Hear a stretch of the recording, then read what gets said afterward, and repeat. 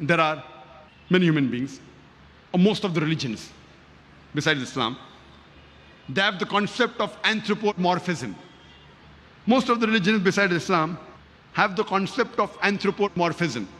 Anthropomorphism means Almighty God taking forms. And most of the religions besides Islam, they believe Almighty God took human form once, while other religions believe He took many times. And they have a very good philosophy that Almighty God, He's so holy, He's so pure. He does not know the shortcomings of the human beings. He does not know how does the human being feel when he's hurt. He does not know how does the human being feel when he's troubled. So therefore Almighty God, being so holy and pure, He became a human being and came in this world to know what is good or what is bad for the human being, so that He could lay down the rules for the human beings. On the face of it, it sounds like a very good logic. Almighty God, so holy, so pure, so pious. He does not know the shortcomings of the human being.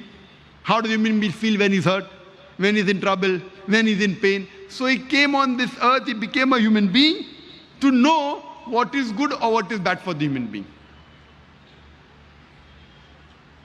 I tell these people that suppose I manufacture a DVD player. Do I have to become a DVD player to know what is good or what is bad for the DVD player? What do? I write an instruction manual that if you want to play the DVD, insert the DVD and press the play button. If you want to stop, press the stop button. If you want to skip, press the skip button. Don't drop it from a height, it will get damaged. Don't immerse it in water, it will get spoiled. I write an instruction manual. I don't have to become a DVD player to know what is good or what is bad for the DVD player. Similarly, Almighty God is the creator of the human beings. He does not have to become a human being to know what is good or what is bad for the human being. What does He do? He reveals the instruction manual. And the last and final instruction manual for the human beings, it's the glorious Quran. This glorious Quran is the last and final instruction manual for the human beings. The do's and don'ts, what is good, what is bad for the human beings, is given in this last and final instruction manual, the glorious Quran. And Allah subhanahu wa ta'ala does not have to come down Himself to write the instruction manual. What does He do? He chooses a man amongst the men and communicates with them on a higher level, who we call as messengers of Almighty God.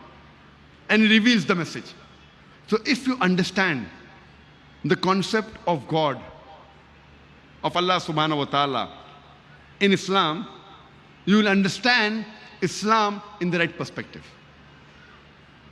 So to understand the concept of God in various religions, you have to read the scripture of that religion so that you understand religion in the right perspective.